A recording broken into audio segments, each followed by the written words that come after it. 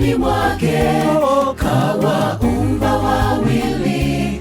Mungu ndiye kawaumba, mume na msaidizi, toka ubavuni mwake.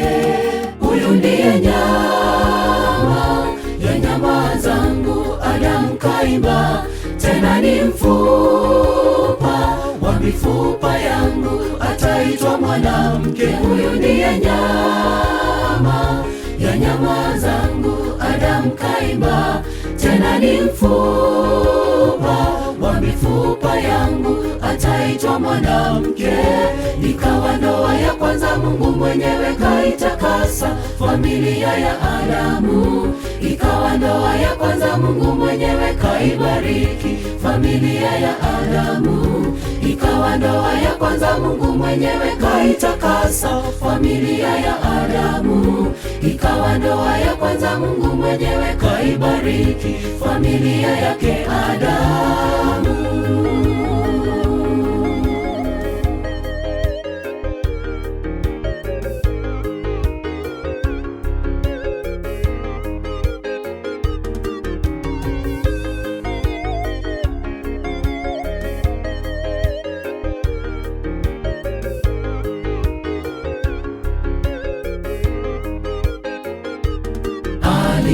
Alichounganisha Mungu kisitenganishwe, ndoa iwe na upendo, kitanda kisichafuke.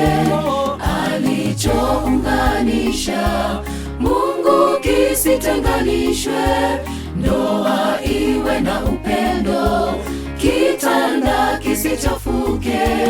Upendo udumu na kisha muombe, Mungu tasikia. Watoto wafunzwe sheria ya Mungu na mapenzi yake. Upendo udumu na kisha muombe, Mungu tasikia. Watoto wafunzwe sheria ya Mungu na mapenzi yake yeye. Muwe kielelezo kwa mataifa yote yamjue huyu Mungu wetu. Muwe kielelezo kwa mataifa yote yamjue huyu Mungu wetu. Huyu ndiye nyama ya nyama zangu, Adamu kaimba, tena ni mfupa wa mifupa yangu, ataitwa mwanamke. Ikawa ndoa ya kwanza, Mungu mwenyewe kaitakasa familia ya Adamu. Ikawa ndoa ya kwanza, Mungu mwenyewe kaibariki familia yake. Upendo udumu na kisha muombe, Mungu tasikia. Watoto wafunzwe sheria ya Mungu na mapenzi yake yeye. Muwe kielelezo kwa mataifa yote yamjue huyu Mungu wetu. Muwe kielelezo kwa mataifa yote yamjue huyu Mungu muumba wetu.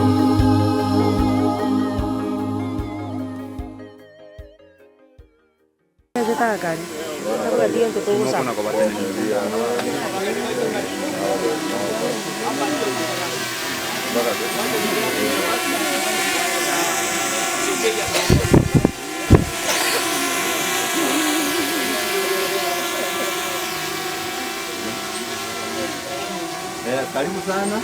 Karibu sana. Sasa nikuomba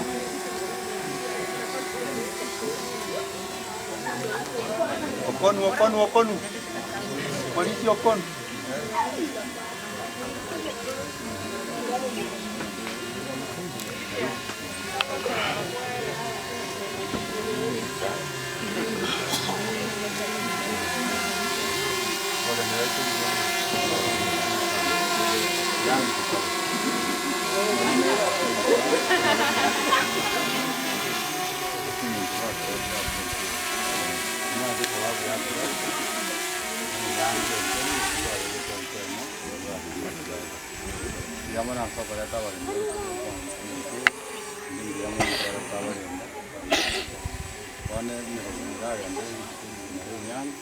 abo mnakorebo tutanga na nyanje na kwenye kwenye wasabira asibira Kristo mutoli. Amen. If I see a moiga, then the rest will come along. Koso mature kurwa sige tabu kia baigiranya. Hebrews 13, Hebrews 13 verse 4. But if I may start with from verse 1. Verse 1 ingeko teba, moge enderere, nobu anjani, inwe, inwe. Natari obu anjani guomondi. Obwanjani bwokurwarani bwokurwo Nyasaye kia Nyasaye natwanjete ritang'ani akamutuma Kristo Yesu bono obwanjani obwo bwa Yesu bwatumiraniria ekiagara etareko babo yari kunyarikana tumira neiga. So we thank God for the great plan of salvation. Iya eterete wekera so obwanjani kosomande verse 4 egoteba okonyomana osikwe n'abantu bonsi enyomo na that is the section I wanted to quote nga enyomeeye n'enyoma enche situle bono igoro noekorete igoro noera eko witness nga nikikegendererete ase igo ondeta iyo koyeira kiara ondeta iyo tabu ondeta iyo ile ribageri ondeta iyo o ile chinguru ekyogo korekani naende aya igoro erora roko witness no komotigero monene yonsi bigenderere bune robeirie intwe a section yaito no gokora ense media tokonyara eri tokobori gukora kuna bono mwachire kurwaria ma bono mwachire rinde mumubwatesie na into kurwa tobwatirane eri ingane ribe moya ikore imeremo erinde erieta ya Yesu ikore that is all I had in the name of Jesus. Zango Señor Robo Saba.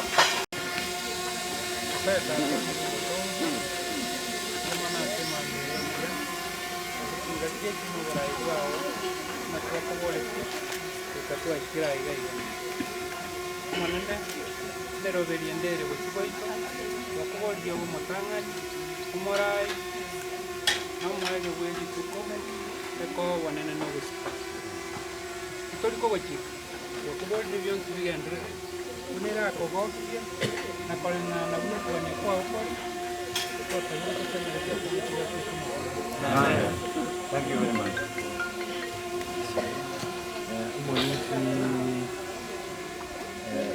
Maria Toto Tevi, Meriao, pero tugukora akwolwe ande ritang'ani tiambatene karibu sana na ande tutai tukubwatirana okuororo kubwatirana ase obwamo tukore buya rita ria Nyasaye rimukere buya ekero twakorire omoriti atebire erieta abanyanyi bari basukubocha abandi twabakora bw'amazina.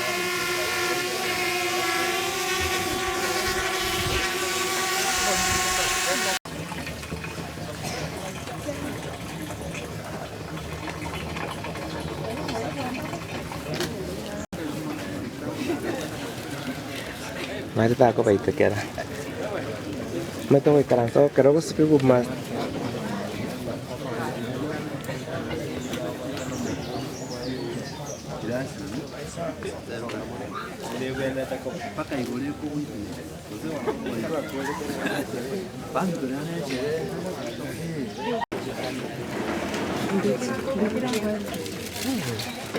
Te voy a botar de cuenta. Te voy a botar de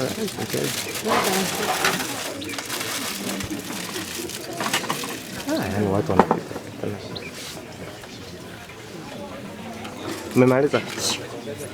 Umemaliza kete?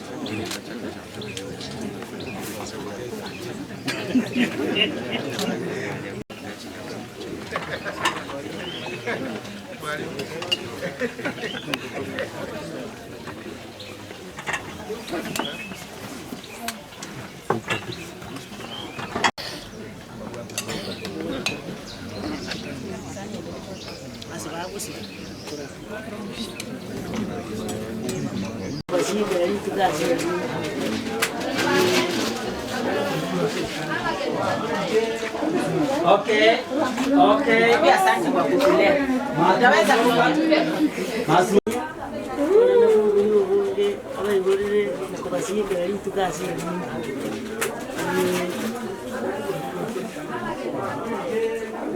Okay.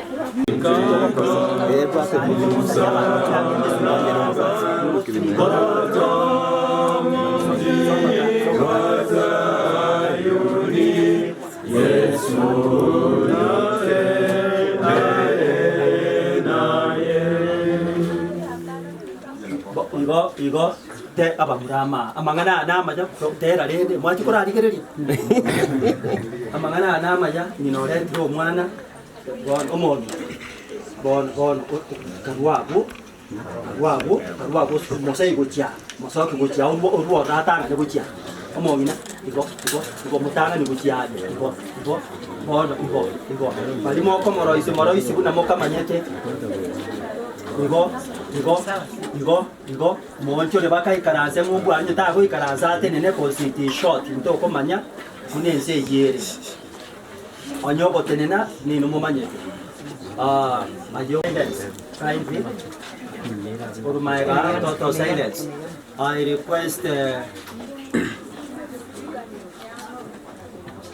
Zambiamona ande mbiamona yakara kwa vera mona nku kurwa kiete nande wekera chinga kiechiga omona nande watora ile gochasenka ya Isaac na Marita tata omoye gatwaganyerete bono noro yoto togochi basokia omochire korwa senyomba yaba twasa twaseme ngo moikomo chentu go basika kiete kara turachikonya kwa to go sange birenge ria se. All right, thank you, my pastor. That is, we call him Professor. Doing that wonderful bit. I greet you all in the name of Jesus. I want to thank the family. What's the official name? Isaac. You know, we know Isaac. The family of Isaac, Gita, and his beloved wife, Evangelist Martha, for welcoming us to our house, to your home, Yamuna San, as we go to the and then when you're ready, Magarigia, Yoko, recently, but yes, you're very curious. I get to Bali, Magarita, and Tigma, Martha, Isaac, kwari kati abanya sikaja ino akasempe muga ne yumwana namaya ayo nabo muganga Isaac era kwana bana banya sai ko ko ndi amore mwensi o tukire ndanya sai ngombi amona asingincho wara toretiri abaire ne ringa mbi amono asingincho wocha eri ne mushudie buna ngoso kyubo iseke bona nyasai bubu yo bonge tigabasiseni na obono ne Petros ona ko matairu nyasai bubu yo bonga maseseni tuya selinda mono mwanjioya ne karo bara bwataniwe igore nkero rekane ne karo tukanyete igore nene eria igocha kutunywa matwensi togenda sinka yo bonene asirietele Yesu. Amen. Thank you very much, Evangelist Martha Isaac, for your wonderful words to your daughter, Rose. Now this time I give you, sir, Mr. Isaac, to say something to your daughter. Asante Pastor. Naikenko bali gani mwezi asomo yagabu we nyangi omwana one oyo kabira asenkeye tukagandira asiri tukulia rero nko musabira maya asenke nyago tukujaga abo igo kero tukunya kurigeria mangana yichinka tuligeria singa chitu wandire ko mutogyo munasi inyomo chito abegeto nasama tukaya makenye saa toira suguno ukera ntumanyire chito to kurwa suguno onya saa tiatokonye nekerenga kiyo mwane go ikabuniye twamusira une ko nyarekana ani kumuganiria maya na bali bonse bago kwati mugwekano yo twawe kirasa mokanyisa kona kikira bwategeke akugenda ende uya andamenya mbugo magugo mutuginya sana. Amen. Yamano sana ngakima whatever. Thank you very much. And hata itenko de gaiga tuchukuru baga kanisa. Lakini sasa uyamba sikani morandi one aba ontenga anko ya anko yumano yonaro ngakako Josiah. Just one word Josiah because we want to save time. Okay. Biamona shiribaga. And no mogoko mona singincho yeli tukeli. Mwana Petros ukitoka tunakuomba uheshimu watu mahali unaenda. Aende ulende Nkei, ulende Nyangi, ekwere Nyangi nencho. Biamo. Thank you very much. And kwa ndio mu mwengega. Bono ngobori one of the elders from the New Life LDA Church Narok to say a blessing in this house through a prayer before I tell you how we go out. Please go ahead, and before you pray, let us do this prayer, which we do as our church, in our church. It's our national anthem in the church. Baka Nyasaye or praise God. Kiswahili tunasema sifu Bwana. Which way do we go? Sifu. You are a good singer. Guide us. Which one do you prefer? There are many here. All right. Many here. Okay, let us do Baka Nyasaye. Baka Nyasaye. 3 go. Baka Nyasaye Moses Senya Mitongwa Biense Moake Mogando Yoro Moake Tata Mwana no Moika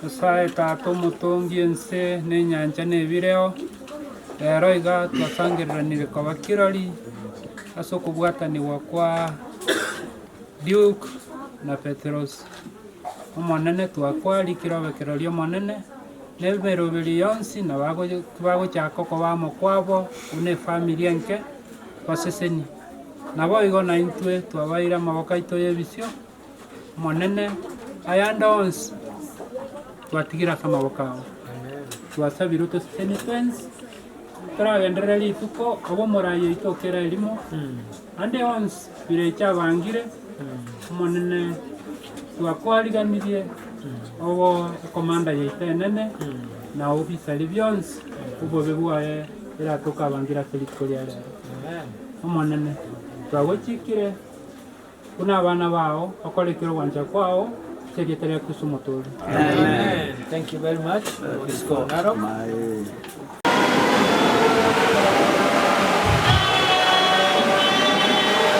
Kotabatore omoneta aba biamona biamona kala kwa wera mona kuwe mandira de graciga kira omona biamono atenge nto atante kwa kwa mona wota mona nande ikolito aranere nande ndia kwa kwa kwa sawana kwa kwa kira kira kana no ndiye achapre para wala na para para bia ni kiri kiri ayo ona kwa mona ito kwa kwa kwa sio biamona kwa kwa hiyo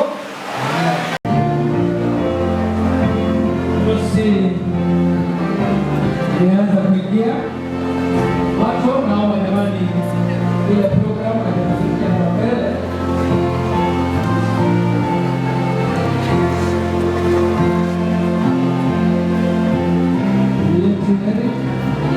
Asante sana kwa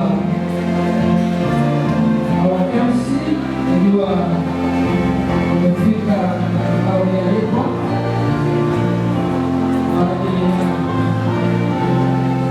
siku ya leo naomba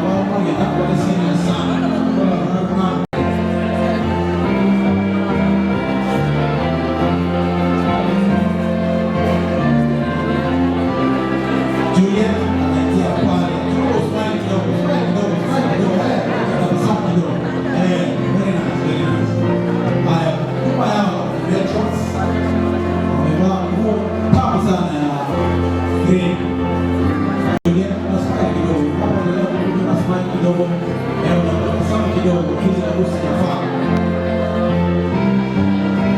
Pastor requested kama simu yako ni business, usimame kupiga picha. Tunaomba wale wa Samsung na zao wasimame tu wapige picha. Kwa iPhone na mimi kwa Samsung pale. Leo tunasmile kidogo kama sababu na smile kidogo. Najua kuna nyuso zingine lakini unaweka smile kidogo harusi ili iashirie kwamba harusi hii yenyewe kwa ukweli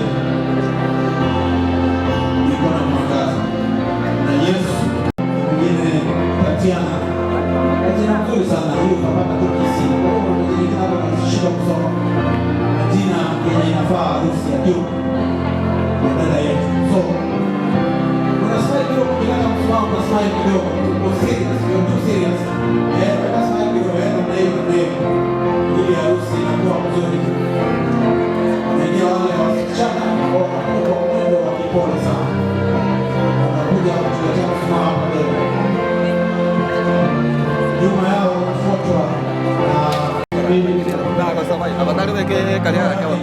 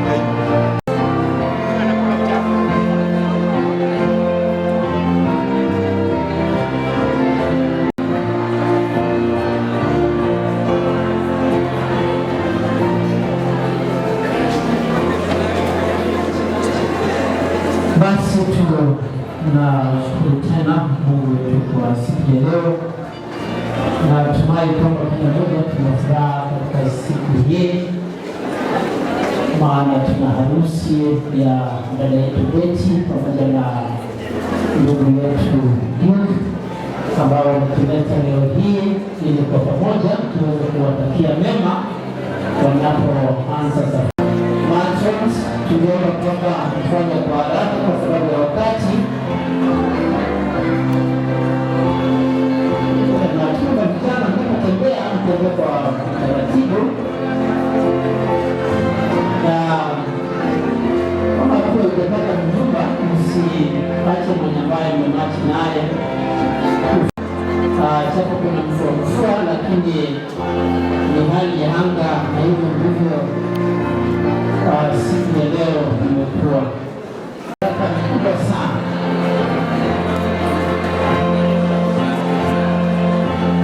Jambo la nne, kwa hivyo ni kumpele katika Biblia na kusema na namba yangu wa Korede kuleta umbali huu nasi kwa pamoja tumekuja ili tuweze kushirika kwa baraka hii wanapoanza safari ya ndoa na Mungu ili kwa pamoja uweze kubariki, kwa sababu natumai kwamba tumekuja ili kwamba tuweze kubariki, tuwatakie mema katika maisha yao ya ndoa.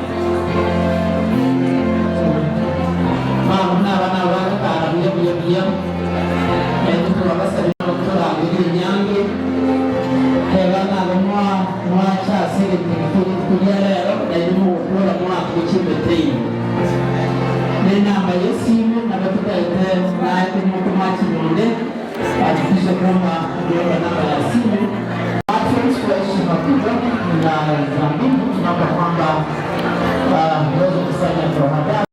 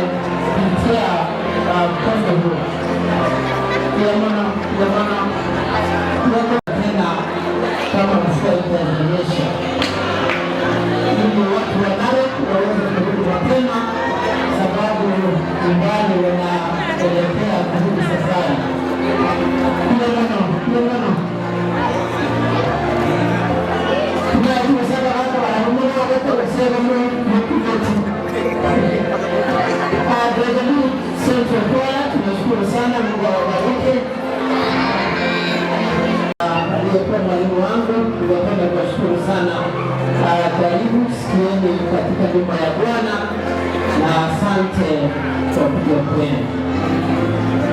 Kama na baba kwa na una wewe roho katana kuja abana mwana pia mama na nchi kala chinyani oyoka chawale tena na ba achawale tena roho katana kuja na nchi kwa sababu ya kuokoa kina ngoga sana ya siku Mungu anatuongoza Mungu ya kwa masomo hapa ya kulima asio kabisa na ende kwa kusaidia saa kwa kila mwanangu kwa Mungu anasimama kwa Matrons naomba tu kwa heshima kwamba muweze kufanya kwa haraka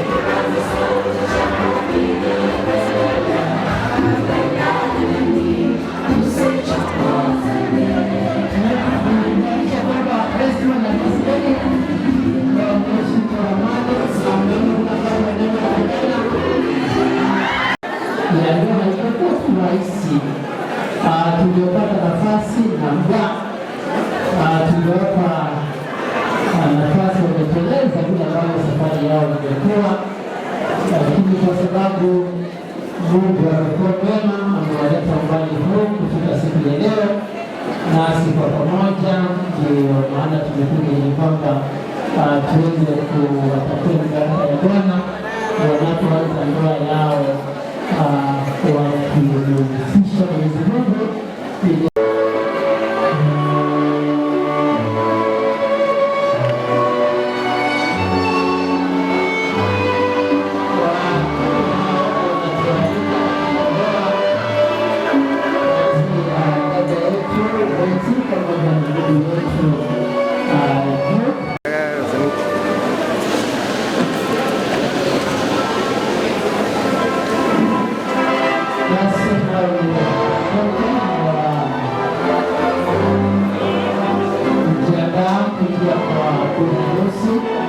Natumai kwamba kuna harusi tayarishwa tayari maisha ya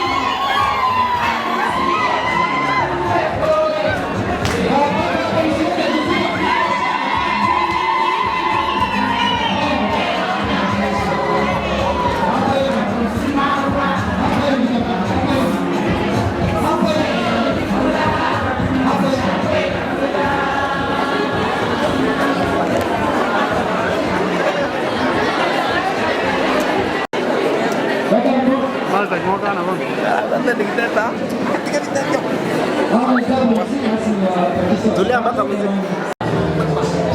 Tuko kote kote. Tuko katika area. Karibu.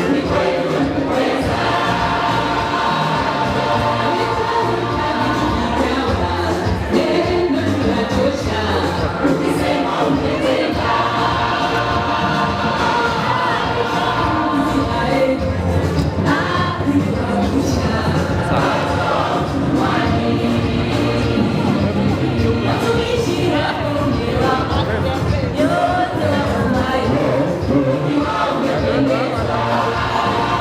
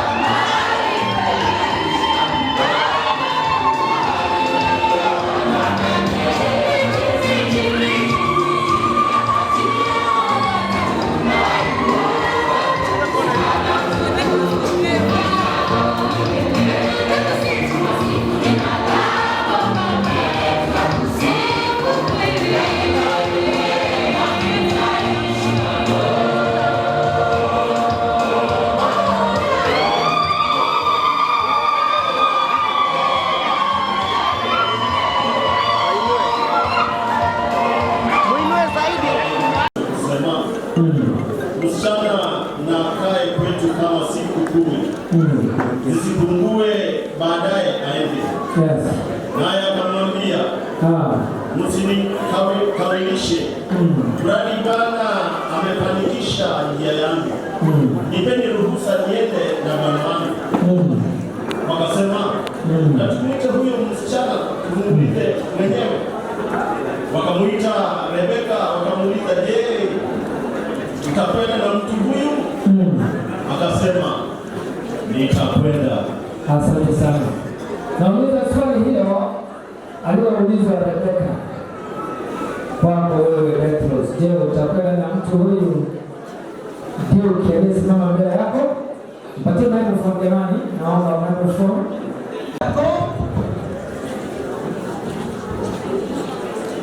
Naam, nitakwenda. Nasemaje kanisa? Swali lingine tuuliza kwako juu, je, unakubali siku ya leo uweze kumwoa msichana Petros aliyesimama mbele yako? Bila shaka nimekubali. Hebu niulize swali lingine, ni nani atakaye mtoa huyu msichana ama huyu binti aweze kuolewa leo na bwana huyu mbele yake? Kama ni mimi, wasema jina lako. Mimi Isaac Mbeti. Pamoja na nani? Pamoja na nani? Ninamtoa na bibi yangu ambaye ni Martha Potere. Nikabidhi mkononi mwa Luke. Naomba tuseme umpe naye Martha aweze kukubali ama akatae. Nimekubali mimi Martha Isaac. Asante sana, asante sana. Wanaokubali kumpokea huyu binti katika mji wao ni mimi na majina yako tu yanatosha. Mimi Edward Sosa kama mzazi wa George Sosa, namkaribisha sana Petros na namkubali. Nani? Mko na nani hapo? Pamoja na Josephine. Wacha tuseme jina yake. Wacha tusikie kama anaweza kuongea. Hata mimi nimekubali Rosemary. Nimekukaribisha nyumbani. Anaitwa Petros. Petros.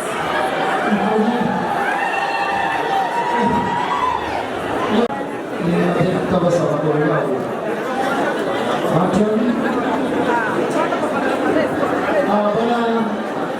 Wanafunga mtambo, kuna wimbo wa Zabulon Singers unasema nimeona mkono wa Bwana. Ama unasema unaitwaje? Unaitwaje Prego Party?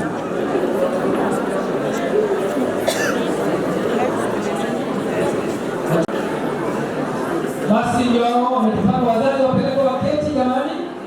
Wabaki kule nyuma. Bwana bi harusi, best couple,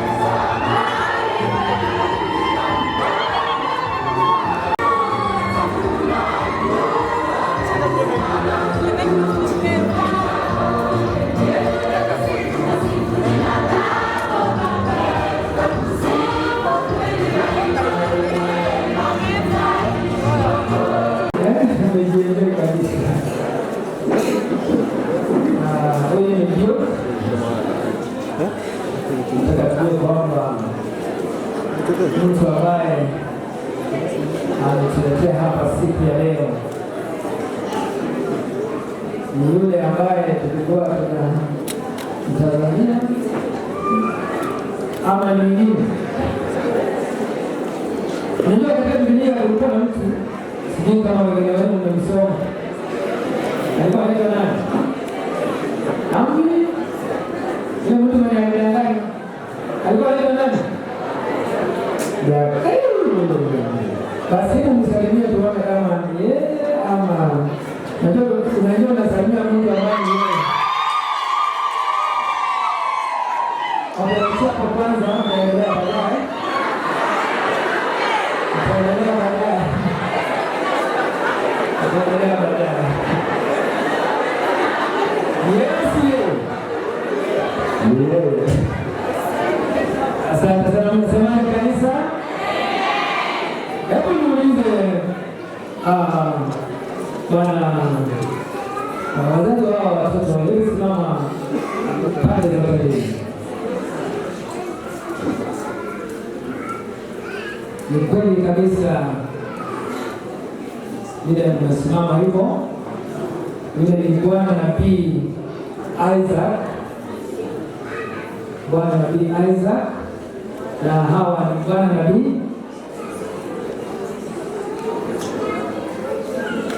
Edward Sosa. Mshike mwangaliana kabisa.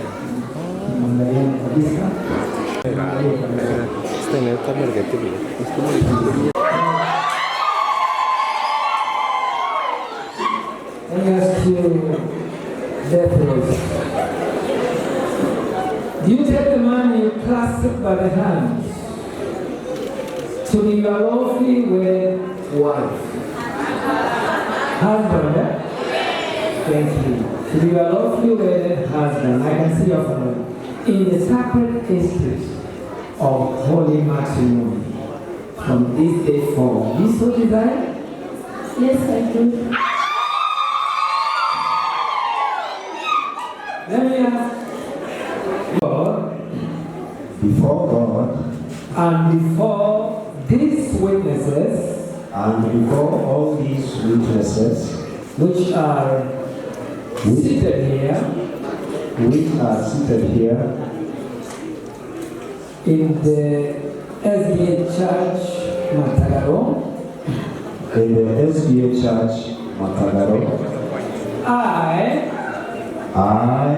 your names? I, you, Manduku Sosa, do take you,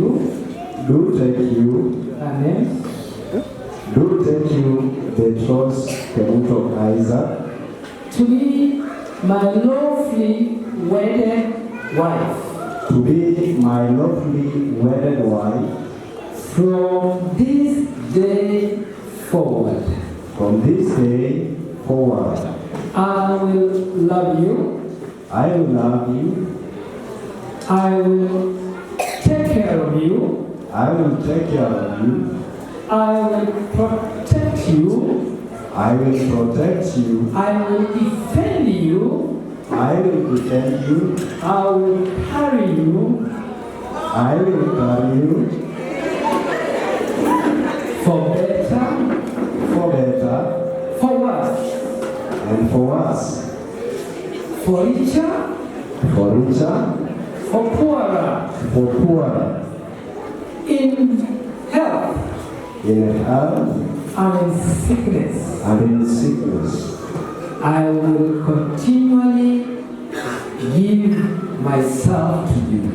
I will continually give myself to you. All the days of my life. All the days of my life. This is the sacred vow. This is the sacred vow which I am giving you today. Which I am giving you today. Do you accept it? Do you accept it? Yes, I do. What is the church? Thank you. Do take you. Do take you. Yes. Sasa To be my lawfully wedded husband. to be my lawfully wedded husband In the sacred estate in the sacred estate of holy matrimony. of holy matrimony, To love and to cherish you to love and to cherish you from this day forward. from this day forward. I will respect you I will respect you as my husband. as my husband. I will honor you I will honor you like Sarah, like Sarah, honored Abraham, honored Abraham, and call him my Lord. and call him my Lord. I will cook for you I will cook for you sweet food, for better, for better, for worse, for worse, for richer, for richer, for poorer, for poorer, in health in health and sickness, and in sickness, till death alone till death alone do us apart. do us apart. This is my vow, This is my vow, which I solemnly give you today.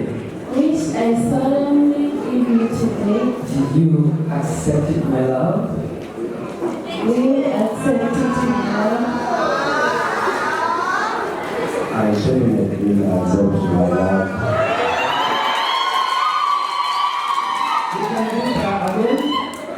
Naweza kusalimia tena. Thank you very much. So, before God and before these witnesses here at FDA Atagalo, I, as the minister of the gospel, who has been ordained by the Seventh-day Adventist Church and the government of Kenya, to officiate in weddings like this, I now officially pronounce both of you to be a husband and a wife.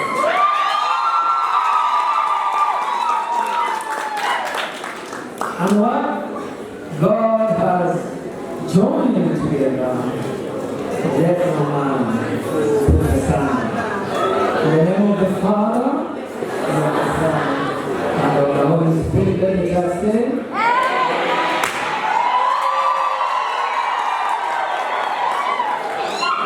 thank you very much. I am going to ask, come and stand. You might have them. You might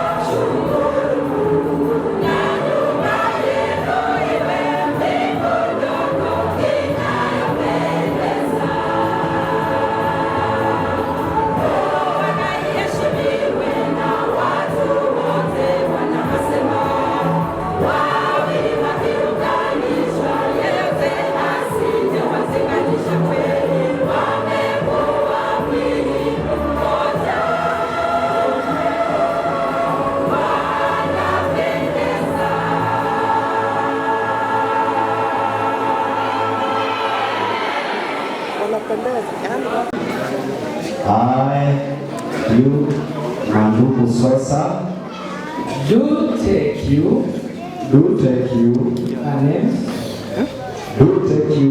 Petros Kemuto Isaac, to be my lawfully wedded wife. to be my lawfully wedded wife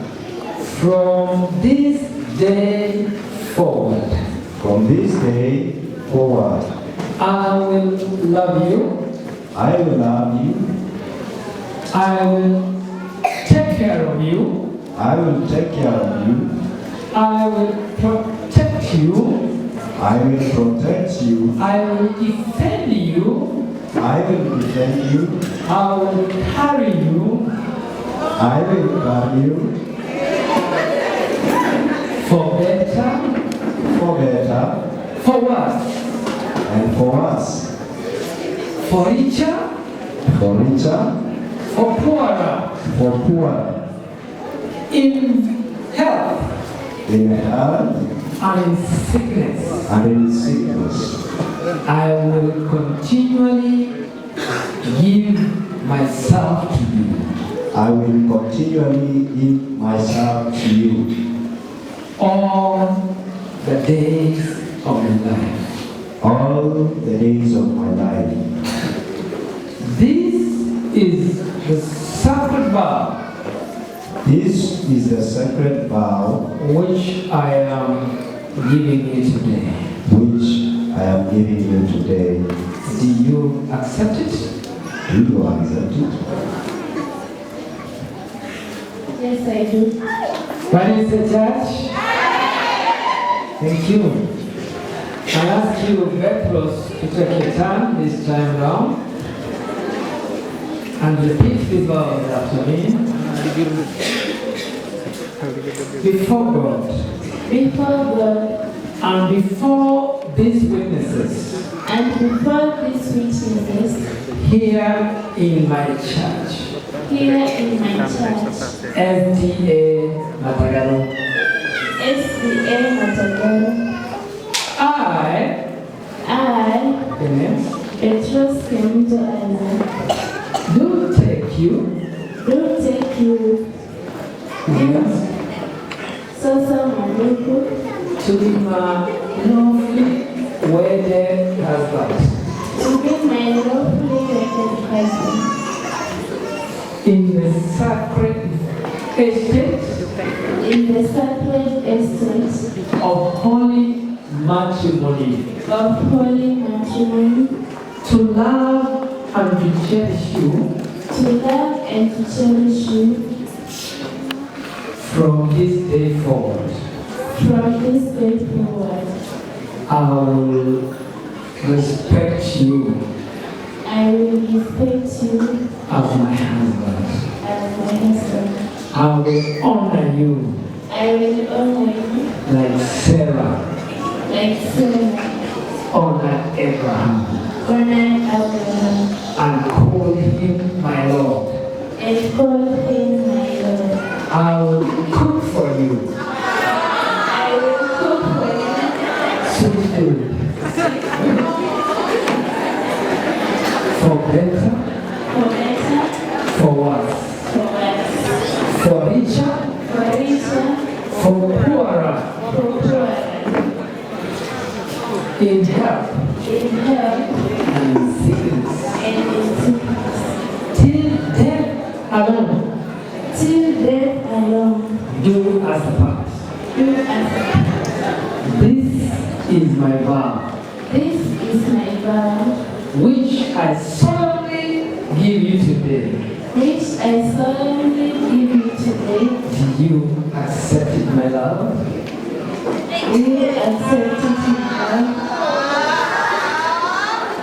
I genuinely accept my love.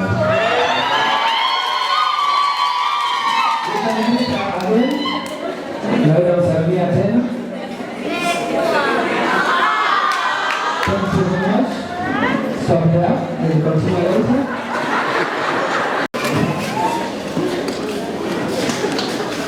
Then you can follow me here.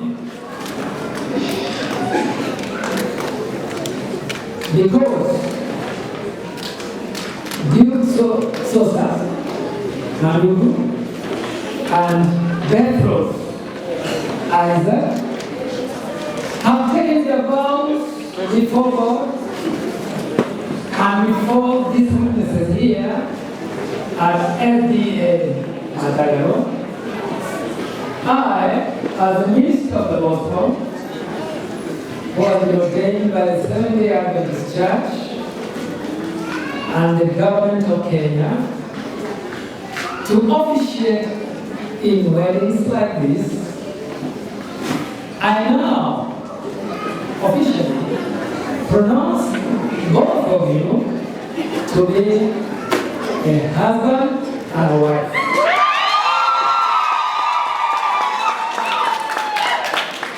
And what God has joined together, let no man put asunder. In the name of the Father,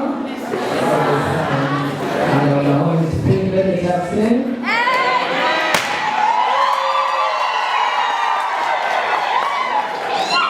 Thank you very much. I am going to ask you made heaven, you made earth, you made the sea, you made the fountains of waters. But when you came upon the sixth day of the week of creation, you didn't just make things. You didn't just speak things and they came to be.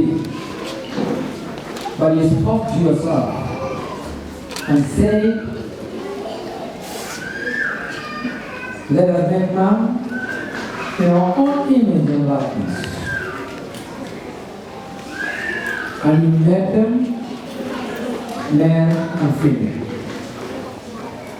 Bible tells us that the second account of creation that you made the man first. And you discovered that he was lonely. You pronounced your words again and say, it is not good for man to be alone. I will make and help me for him.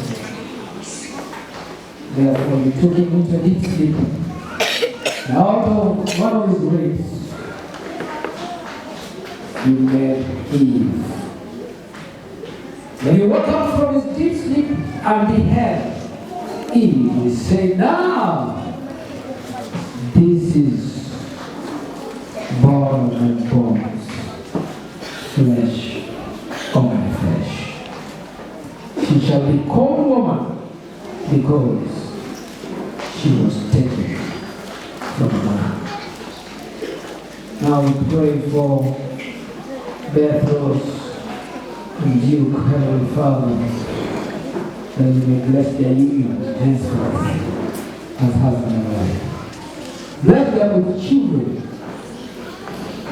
males and females, boys and girls. Bless them with the power to heal them, the wisdom to know how to make wealth so that they can feed and fend for their family, and for the stranger that will knock at their gate, that they may find food. Bless their parents, which have worked so hard to raise them, even as they feel the absence of these young people in their homes. Thank you, Lord, because you will fill that place with your Holy Presence, and you will also fill the churches, especially every Matagaro, which is this one of the members. As she joins new life as she stands now, we pray that she will be reared and be raised by the worthy team who came to her from this place. That she will not give up her Christianity, and that she will keep it even at the time of the Lord, we pray. And to you, Lord, who is able to do immeasurably more above that we ask for man, with the glory and honor, we pray in Jesus' name.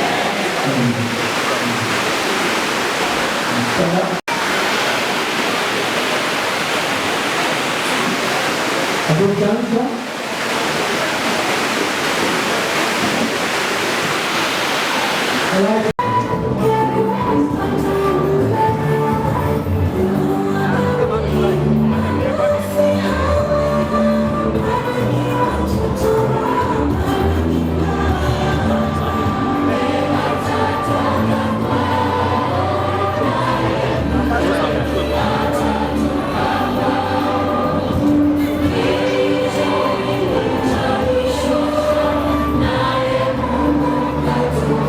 Thank you.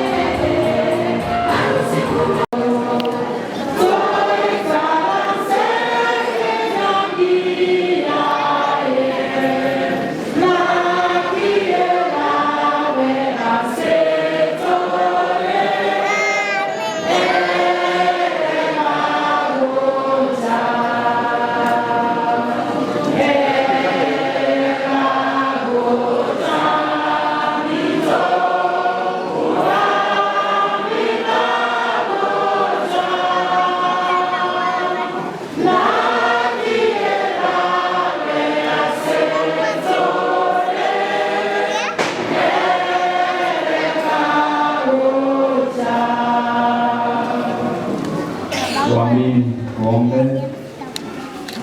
Baba na Mungu wetu unayeishi patakatifu mno, jina lako litukuzwe. Asante kwa sababu ya siku ya leo. Asante kwa sababu umempa kila mtu fursa ya kufika siku hii, na asante kwa sababu tumeshuhudia ndoa takatifu baina ya wawili. Hamu kuu Kristo ni kwamba unapoonekana hewani kuja kututoa katika ulimwengu wa shida kwenye ndoa kubwa, kila mmoja awepo katika siku hii. Na kama kuna chochote kile ambacho kitatutenganisha na upendo wako, ili harusi hiyo inapofika tusihudhurie, tuomba Kristo utuneemeshe na utembee nasi hadi mwisho wa dahari. Ndoa hii inapoanza ibariki wote, hata waliofunga ndoa zamani. Tunaomba Kristo unapobariki ndoa hii, hata zetu zianzishe upya tena siku ya leo, ili upendo ukazidi katika familia hizo. Bariki kila mmoja wetu zaidi mno, utuandae kwa ufalme wako. Kristo, tumejiachilia mikononi mwako ya kwamba utatenda mema katika maisha yetu. Na kuna vijana kati hapa ambao matumaini yao ama matarajio yao makubwa ni kwamba nao wafunge ndoa. Kristo, tuomba ya kwamba usiwaache, uwape matumaini, utembee nao hadi siku yao ifike. Tubariki Kristo, andamana na kila mmoja wetu hata mwisho wa harusi hii, tutakaporudi manyumbani kwetu, utembee na kila mmoja wetu. Tujaze na Roho wako Mtakatifu, utufunike na wingu la baraka zako, ndilo ombi katika jina kuu tumeomba na hata kuamini. Asante sana, mnaweza kuketi.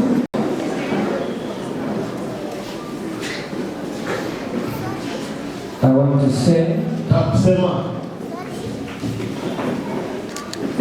we have finished the wedding. Tumemaliza harusi ya leo. Hallelujah. Hallelujah. And we only have 2 or 3 things to finish. Na viwili ama vitatu ambavyo tutakamilisha. One of them, kimoja cha hivyo, we will give our pastor of this place, tupatie mchungaji wa sehemu hii, to tell us who are here. Ila tuambie ni kina nani wapo. Who came. Kina nani ambao walikuja. And the other one, na shughuli nyingine, we have 2 choirs. Kuna waimbaji, vikundi vya waimbaji viwili. Magina Central SDA. Na Central SDA will sing one song. Wataimba wimbo mmoja. And we will also have another song. Na pia kuna wimbo mwingine from the Harvesters Narok. Toka kwa kundi la Harvesters kutoka Narok. Harvesters from Narok. Harvesters kutoka Narok are the ones who will sing the last song. Wataimba ule wimbo wa mwisho. Because they also are shooting. Kwa sababu nao wanapiga zile picha, wananasa picha zao. They will sing that song. Wataimba wimbo huo. And they will assist the bridal party. Na watawasaidia hawa ambao ni wamefanya harusi na harusi. As we march out. Wakati watotembea kutoka nje. The last stanza of their song. Ile stanza ya mwisho, mbele wa mwisho wa wimbo wao. As they leave the stage. Wanapotoka jukwani hapa. Their last stanza. We will follow them. Let no one come out of the church. Yeyote asitoke kutoka ndani ya kanisa. They will walk all the way to the door. Watatembea mpaka lango lile. They will be followed. The choir will be followed by our bridal people here. Our newly wedded people. Choir itafuatwa na maharusi. Followed by best couple. And magic squad. And then lastly, we will follow the rest of the church. And the ministers will go out. So what does God say about marriage? Heavenly Father, as we speak a few words about marriage. Ongea machache kuhusu ndoa. Let your spirit guide us. Naomba Roho wako Mtakatifu atuelekeze. In Jesus' name. Kwa jina la Yesu. Psalm 127. Zaburi 127. Psalm 127. Zaburi 127. 127. Unless the Lord builds the house, bila Mungu kulinda mtu. Will you read this? Can you speak in this, please, so that? Yeah. Translate it, please. To kiss it, yes.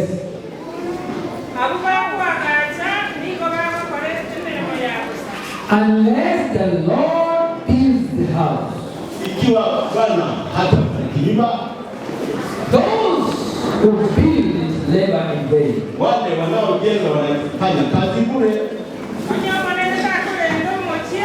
Ikiwa Bwana hatalinda mji, mlinzi huyu anafanya kazi bure. We have done so many things today. Tumefanya vingi siku ya leo. We have marched. Tumemarch. We have eaten food. Tumevila vyakula. We have dressed very well. Tumevaa hiyo maridadi. Mnapendeza. Amesiangalia jamani. Mnapendeza sana hata minister mnapendeza. The ministers look wow. Because of this wedding. Kwa sababu ya harusi. What about the gown of the bride? Hebu angalia nguo ya harusi ya sema wow. Make sure she stands there. Hebu asimame tu. Sema tena sema sasa. Kimelekea kuna. What about the gentleman you stand with them? Actually, haya angalia bwana harusi naye unasemaje? Jamani anapendeza. They look nice. You may sit. Keti tafadhali. We are going to spend a lot of money to make this wedding. Hata tutumia kama kutengeneza harusi hii. But if the Lord is not in everything you have been doing here, ikiwa Bwana hakuwepo katika haya ambayo tumetenda, if everything we have been doing here is for us, ikiwa chochote kile tulifanya hapa ni kwa sababu sisi wenyewe, so that we can look good, ili tuonekane wazuri, so that we can look wonderful, ili tuonekane walimwende, so that we can show others that we are better than them, ili tuonyeshe wengine kwamba ni wazuri kuliko hao. If all we have done here is for ourselves, ikiwa tulikuwa tunafanya kwa sisi wenyewe, basi I will tell you, basi tuambia it's all in God. Kazi bure. I want to believe that my brother Duke, nataka kuamini kwamba ndugu Duke and sister Lepros, na dada Lepros, that God was in this thing. Mungu akaelekeza. God was in this thing. Mungu alikuwa kwa haya. And that God will continue in this thing. Na Mungu atazidi kuelekeza. And if you can have God in your thing, na ikiwa mtafanya Mungu kwa yote kama mnafanya, whether it is your marriage, kama iwe yako iwe ni whether it is your project, kama ni miradi, whether it is your workplace, kama ni kazi zenu, if you let God be in it, Mungu ataelekeza. It does not matter what will not be there. Kama Mungu atakuwepo, it doesn't matter what else will be there. Pastor, what is Pastor Nico? Pastor Mama, Pastor Mama, Pastor Mama,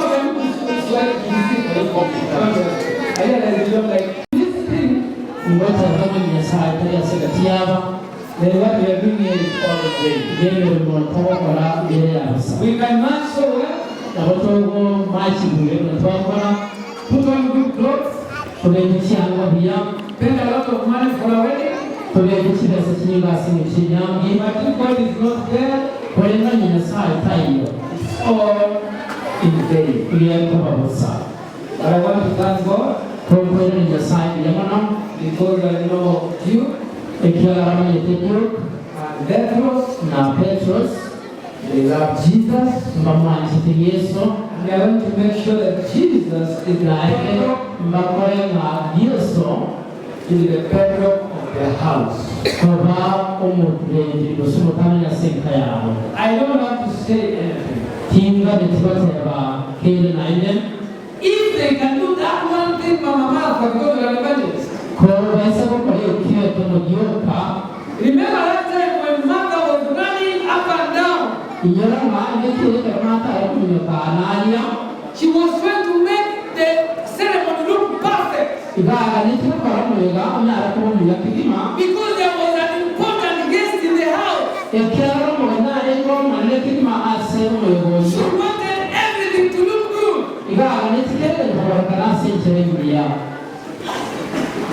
But Jesus told her, Martha, Martha, Martha, Martha, you are concerned with too many things. But only one thing is important.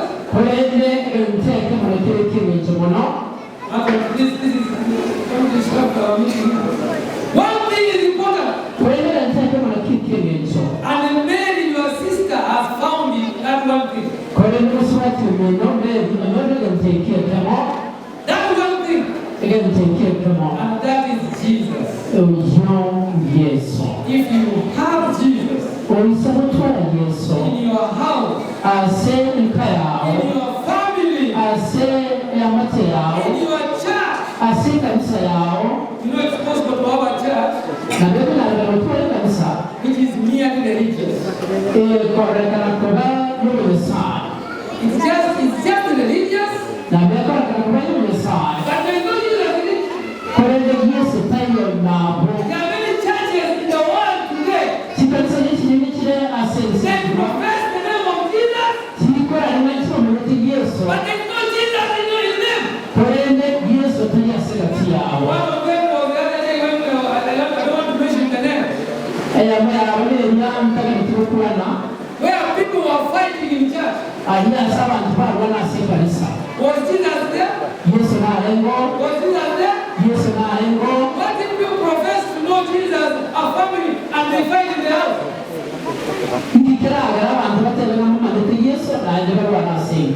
Whether in church or in home, and you are fighting, means Jesus is not there. So the long and short of this story, let me leave you to this. Here, Jesus is the only one who will sort out all the messes in marriages. He is the greatest house builder. And he is the foundation of the houses which last forever. Build your house in him, you will never go wrong. My sermon is ended. Right now, I'm going to ask the pastor of this church to pray for us. After they pray for us, we will hear those two songs before we go. Pastor, please.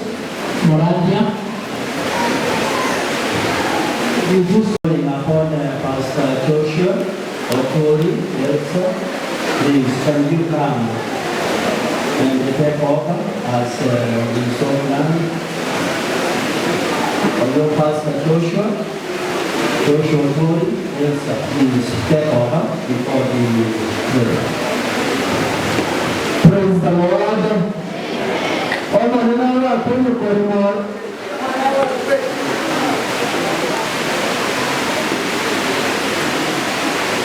Asante sana.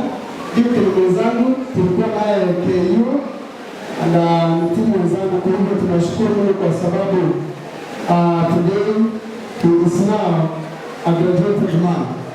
Now thank you so much. Nimependa kuwaleta wale ambao tuko nao hapa mbele ambao wametusaidia katika huduma mbalimbali.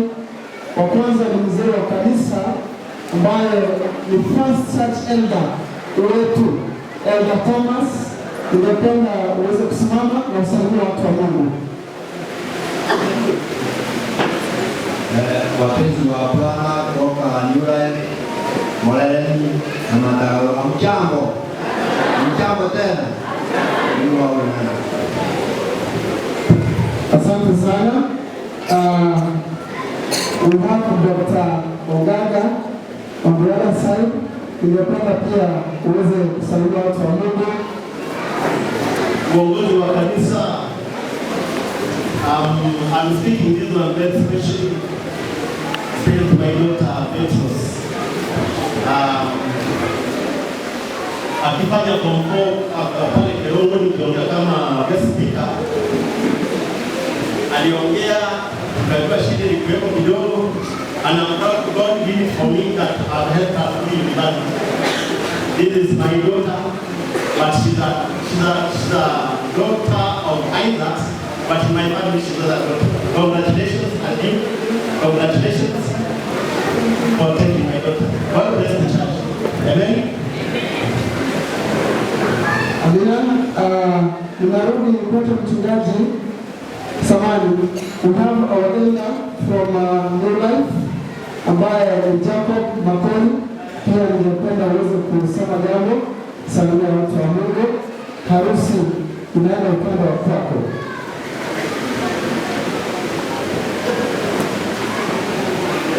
Hamjambo. Waliopendwa na Kristo, hamjambo. Wananaro kuna furaha. Tena kwa sauti.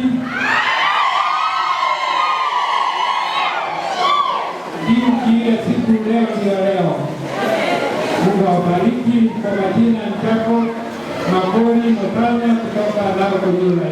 Asanteni. Asante sana. Pale kuna mchungaji ambaye amesimamia kanisa la Magina Central, mchungaji Josh Nyakwara, mchungaji shupavu. Ningependa pia uweze kusalimia watu wa Mungu na useme jambo.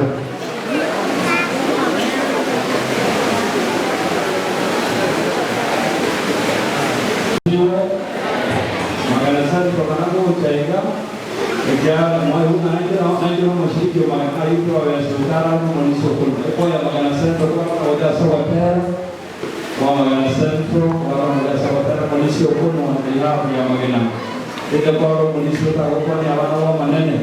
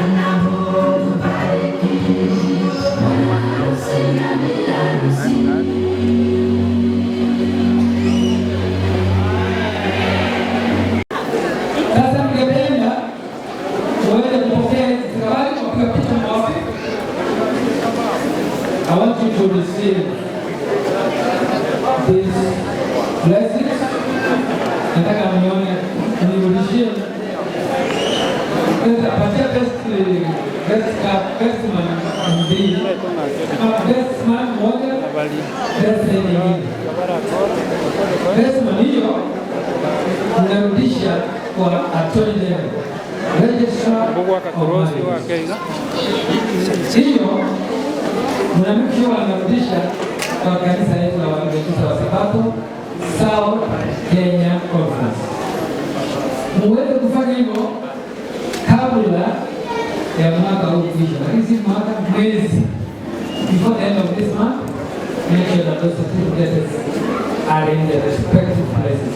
Hebu tuone vile anaweka mahali yake. Kama tunataka kila mtu kucheza katika ama ni title deed. Cheme ama wale wao watakuwa nao. Ndio kwa maana wao nao kwa polisi. Asante sana. Ukifika kwa nao na nini watu wananunulia kitu kidogo hivi. Ani ndio kwa roho na hapa ndio tunaga aisa kwa kwa ndio kawaida ni nalo kwa sababu ndio nalo mtaro usiweke ndani. Kwa sababu Malaki ni kwa wote hapa hivi ndio yao. Kama ndio. Thank you very much. Thank you very much. Bueno, pues adelante la que llevo. Que queda okora musaba como trabajaste. Pasa que yo usaba. Nada que me llamara cuál, amana usaba. Pero como te llevo de dinero, no me te quiero. Ando de todo. Lo pasa que okora usaba ya como de dinero. Bate na kiyo okora como lo digo. ¿Qué le pasa acá? Y que lo pongo.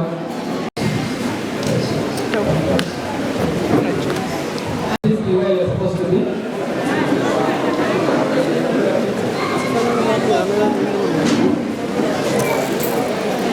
Yes.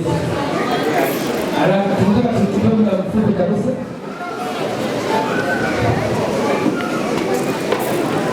Asante sana. Anasemaje kanisa? Amen. Though one may be overpowered, two can defend themselves. A cord of 3 strands is not quickly broken. Ecclesiastes 4:12. So you can see there are the two, and the third part is who? Jesus. He said, don't leave Jesus from your family. What a wonderful poster which you put in your house. God bless you. That's all. And that's what we have. Parents, you are invited, Mama Martha, and Zen, and the family. Mr. and Mrs. Isaac, come on this side of your son, and the other party on the side of your daughter.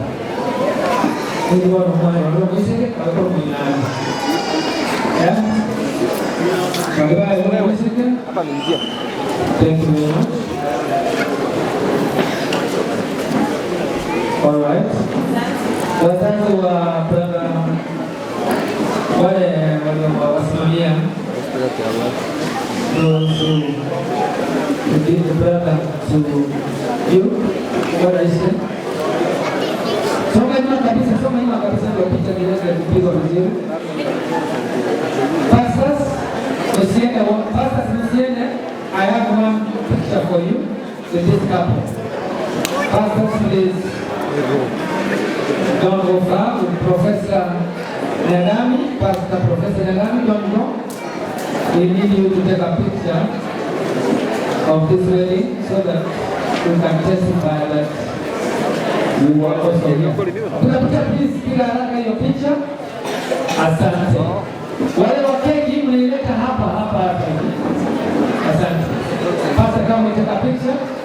Pastors, all pastors, those who are students, student pastors and pastors are all pastors. Please come.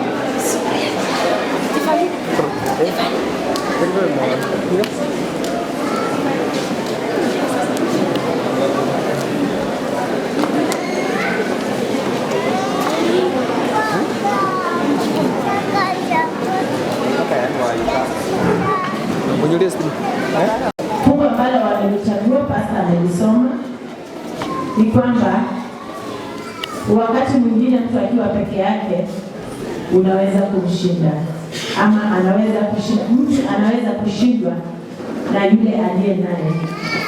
Lakini pia wakiwa wawili wanaweza kumpinga yule mtu. Na pia ikasema ya kwamba ila kamba yenye Kiswahili ni kigumu. Ya kamba yenye nyuzi 3. Engoli. Yes. Sio rahisi kukatika. Sawa sawa. Kwa hiyo hapa waliochagua ni kwamba walijua ya kwamba peke yao ndio wanaweza kumshinda mtu mmoja, lakini wanahitaji Mungu ndiposa wawe kama ile kamba yenye nyuzi 3 ambayo sio rahisi kukatika. Amina.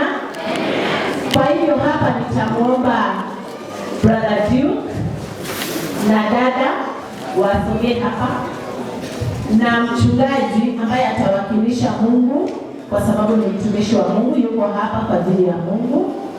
So watakwenda kutengeneza kamba ambayo ni ya nyuzi 3. So tuna nyuzi 3, green, tuna white na tuna picha ambazo ni kala za harusi hii. Kwa hivyo ya katikati, mchungaji na kuomba. Najua kwamba unajua kutengeneza kamba. Yes. So mtashika, kila mtu ashike, alafu mtapokezana. Kila mmoja ahakikishe ameguza kamba ya mwingine. Hebu alitoa chorus. Haya tena.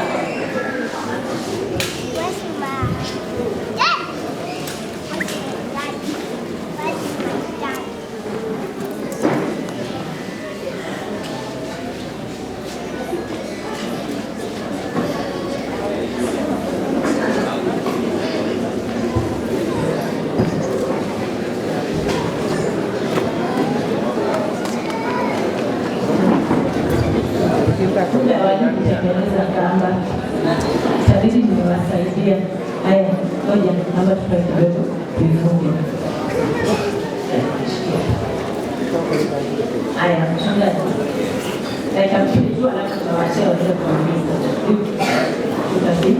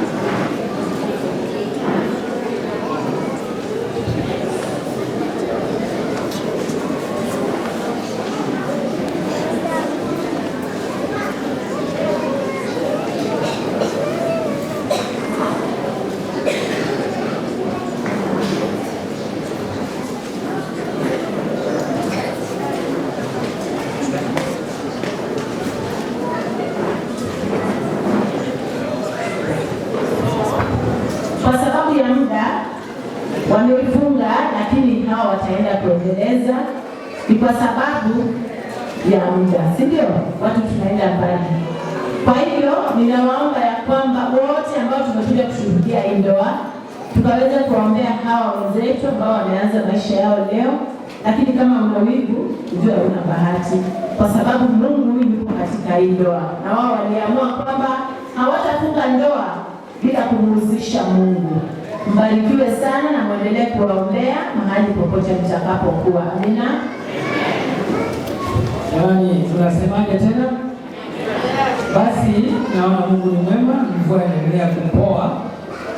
Kwa sababu hiyo tutapata wakati mwafaka wa kula hii keki pale nje, lakini kwa hapa tu ningependa, kwa sababu ya muda na wakati, wale waliosimama ambao pastor anawaombea, walio na vipawa waliogatiliwa, wao tungependa waweze kupanga foleni, waweze kufanya nini?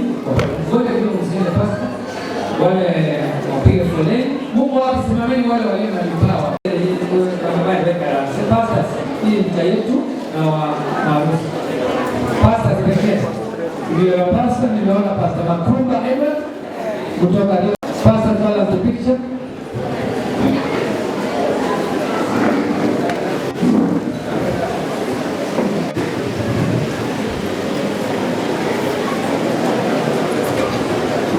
Asante sana, hii ni picha ya mapasta. Basi ya familia ya watoto mother, father, familia ya mother kwanza. Familia yenu kuja baadaye kidogo. Abana wamwabo Petrus. Wango mano. Anaendelea hata kwa usiku. Abana wamwabo Petrus wango. Na ibada ni bana wale na wana. Ile ni picha. Abana wamwabo Petrus ni bana. Ene familia yao. Petrus utaelewa. Kwa kiambo kwa baadaye. Kwa hadithi anko amwezi anti. Jianti. Petrus na jianti. Na basi yangu kwa baadaye.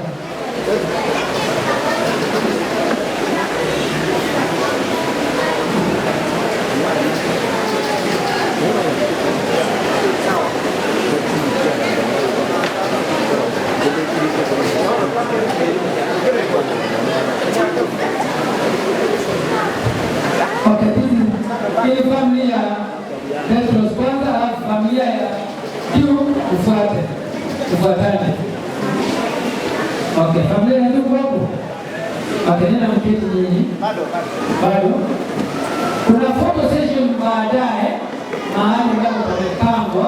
Kwa hiyo Martin Sport msitoroke. Kuna mahali mtaenda kupiga picha. Nimeambiwa hivyo na maarufu wa leo. Awana wewe watoto wa watu kwa wakati utasiri katika kwa familia ya juu hapa Amerika. Balance ni jamaa balance ni. Hawa ndio maro. Wewe maro. Mtabolo maro.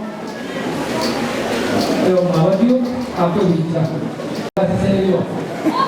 Awana mnaka familia ya hao hiyo kidogo. Ndio kile. Ana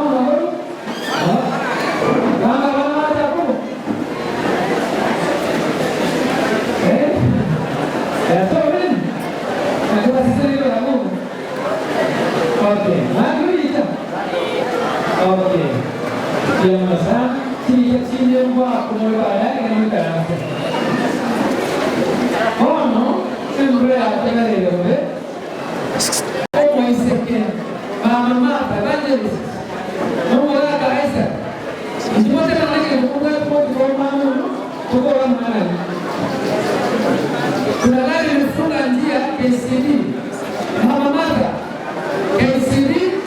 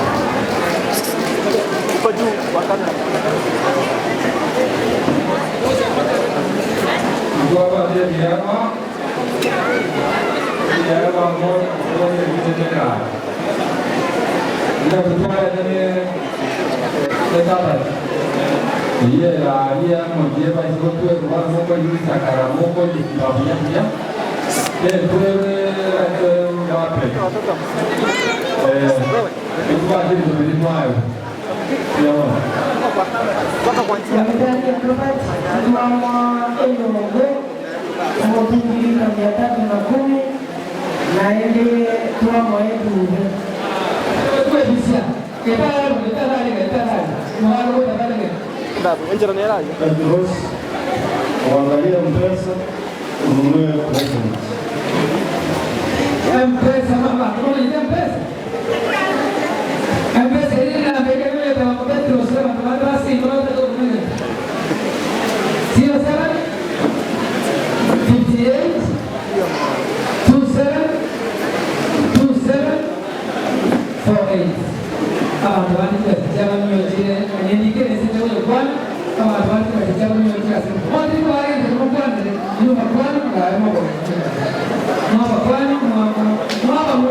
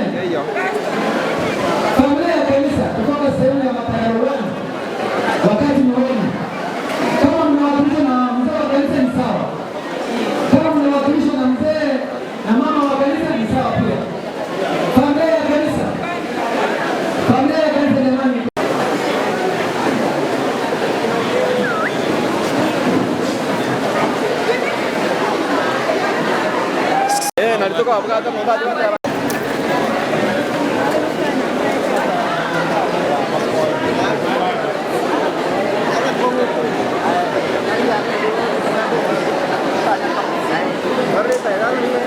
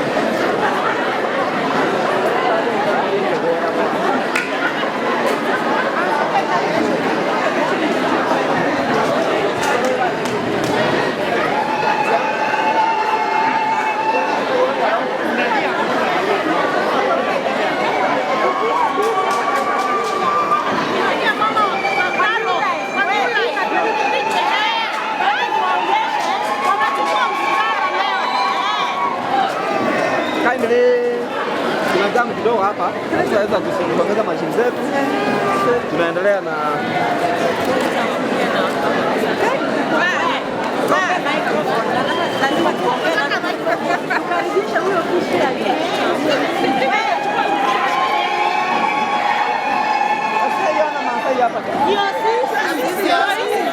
hakuna mwenye ameolewa hapa kisima Masai. Alafu nyinyi mnachukua yetu.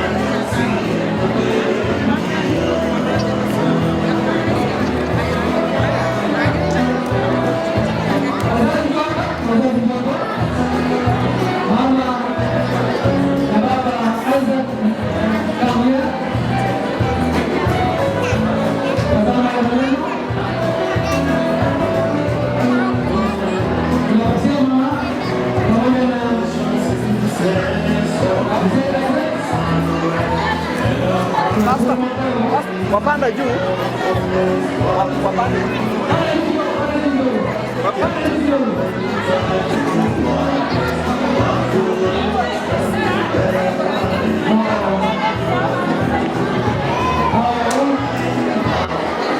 Asante sana. Huyo kijana anawapatia sana. Asante sana. Sasa kwa familia yake ndio sio? Familia ndio. Iliwakilishwa hapa. Atakuja tu ndio najua anashughulika. Uwakilishe. Asante sana. Anasemaje? Asante.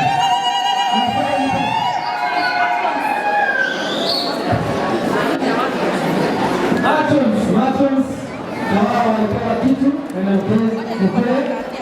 Asante sana. Leo naona. Asante sana Pastor. Asante sana. Mbarikiwe. Wacha mtupige.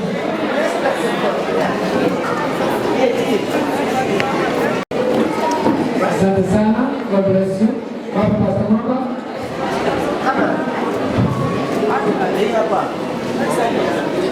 Asante sana. Sasa ile ambayo ya kina nani? Wakili yao njoo hapa. Bwana Biarusi.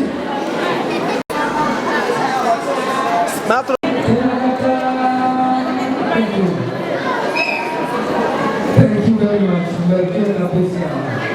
Sasa ninataka kufanya hivi. Kata moja macho mwenzake apatie mwenzake, alafu apatie wazazi, alafu wengine utapewa pale nje. Kama unataka upate keki unakuwa nje, ukitoka tushatoka. Ukitoka nje kabla harusi toke, hautapata keki.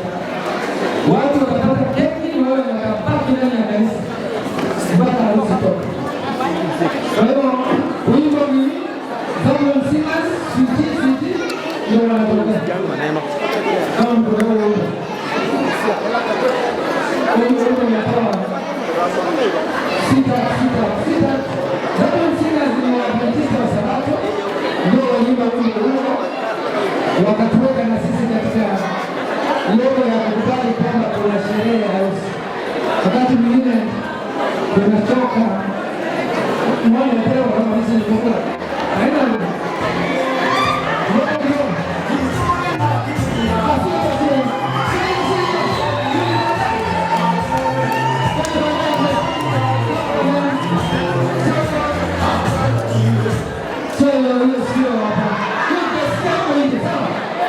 tukienda huko, lakini nataka Zion Singers hapa ni kwa kuliko kanisani, hiyo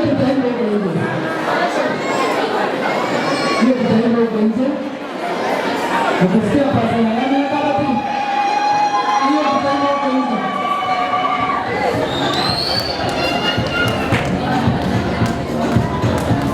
Kuna hapa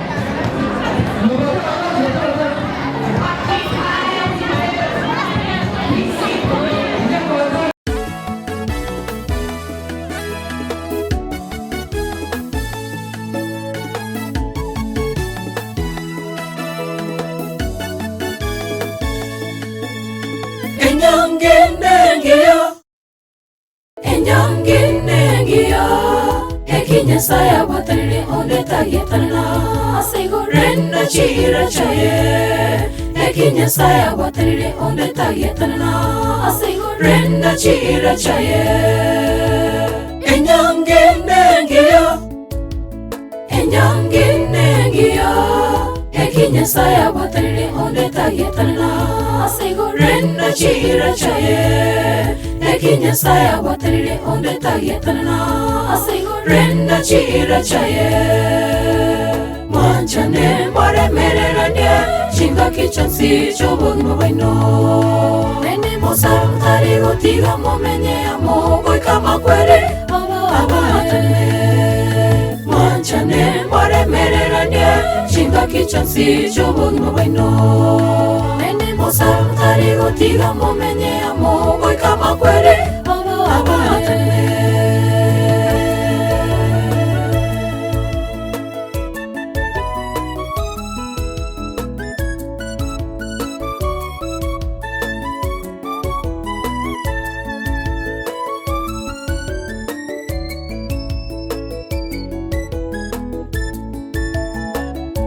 Obongiti motige Obotomani motige Enda mwamu inwe motige Nario morabe Ekioro kerie kio Mipango kando inwe motige Kuna kuomana ovyo ovyo motige Kuna kugamba gamba wande motige Ocha ina yanga mna yogoki motige Rikere somaringa na renya sae Rivagaidi obugima wenu Oiga menya manya sae Oiga airane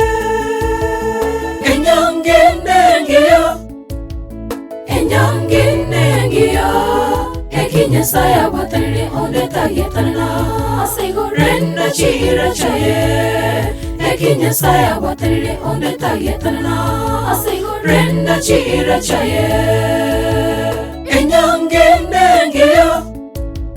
Enyanginengia Ekinya saya watarire onde tagetanana Asego renda chira chaye Ekinya saya watarire onde tagetanana Asego renda chira chaye Manchane maremereranye Chinga kichansi chobogno baino Nene musarutari gotiga mumenye amogo kama kwere abatane Manchane maremereranye Chinga kichansi chobogno baino Nene musarutari gotiga mumenye amogo kama kwere abatane Manchane maremereranye Chinga kichansi chobogno baino Nene musarutari gotiga mumenye amogo kama kwere abatane Manchane maremereranye Chinga kichansi chobogno baino Nene musarutari gotiga mumenye amogo kama kwere abatane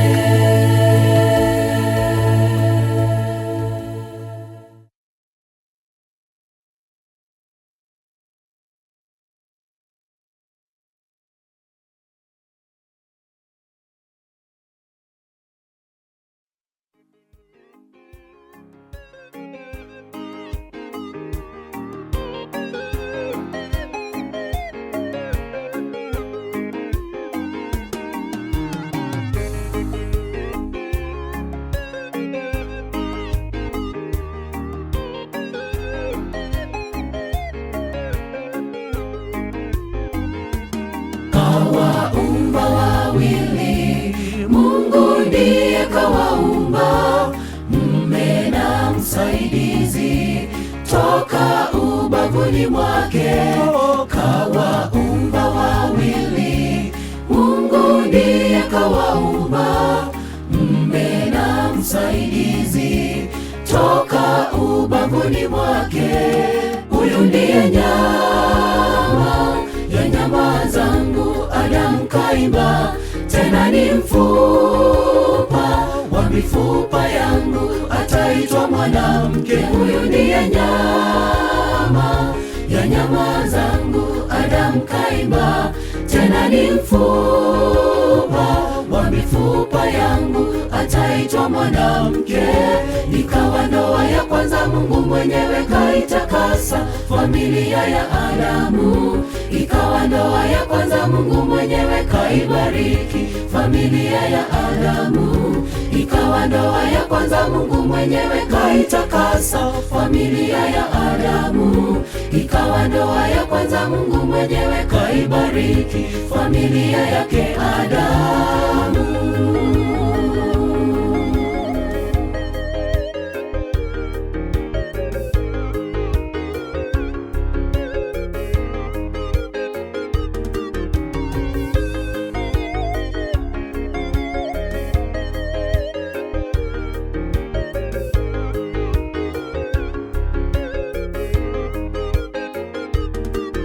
alichounganisha Mungu kisitenganishwe. Ndoa iwe na upendo, kitanda kisichafuke.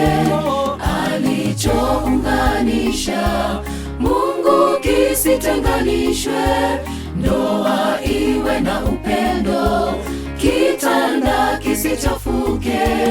Upendo udumu na kisha muombe, Mungu tasikia. Watoto wafunzwe sheria ya Mungu na mapenzi yake. Upendo udumu na kisha muombe, Mungu tasikia. Watoto wafunzwe sheria ya Mungu na mapenzi yake yeye. Muwe kielelezo kwa mataifa yote yamjue huyu Mungu wetu.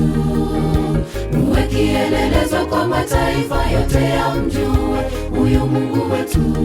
Huyu ndiye nyama ya nyama zangu, Adam kaiba.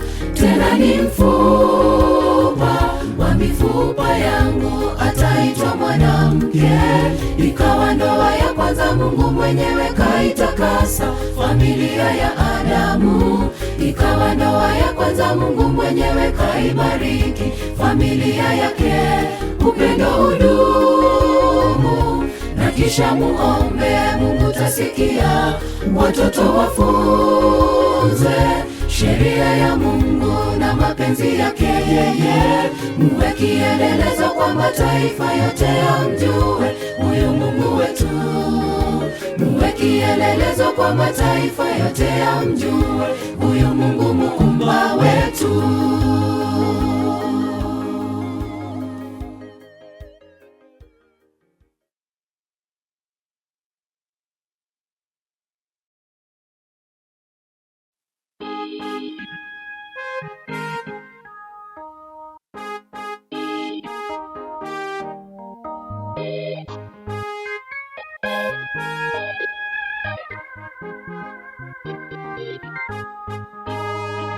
Ndoa ni furaha pakiwapo na upendo. Ndoa ni furaha, Yesu akitawala mambo yote ni sawa. Ndoa ni furaha pakiwapo na upendo.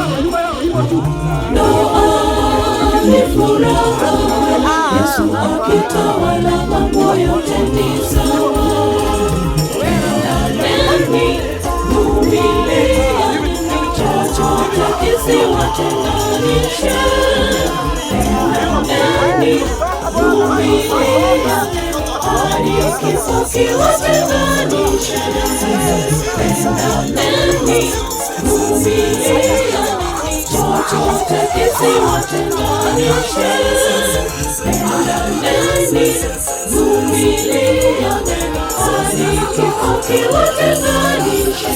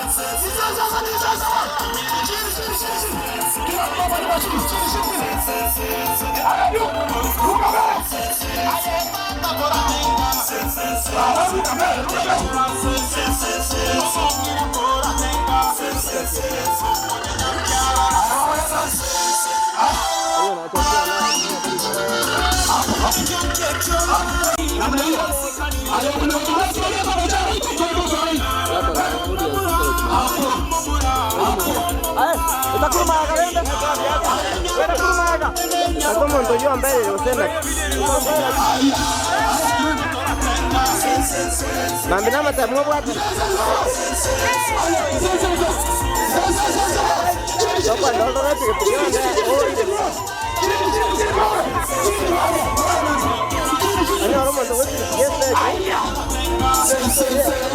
babo yende babo toka kae. Teje ya.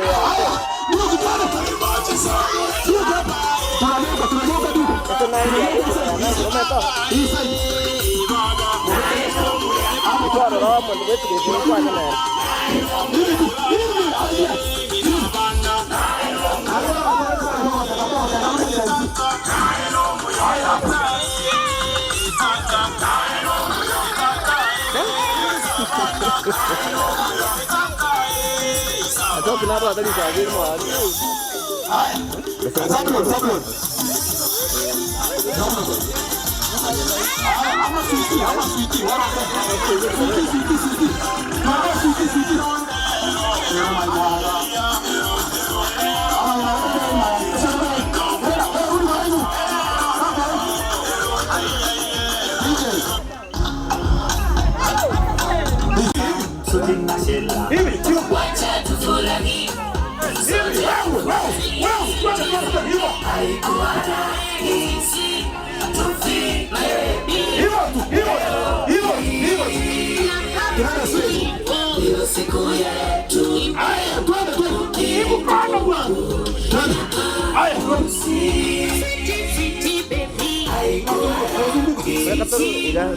ya.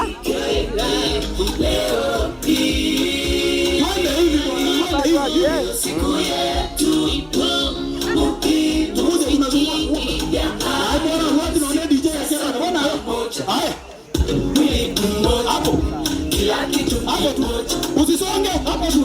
Cheza hapa hivi. Heshima baya na wajua wote. Hivi tukiwe pamoja. Siti siti siti. Haiko rahisi. Tufi. Haya. Namna hiyo. Wewe mkikuja. Rafiki yangu. Na wazazi wameona.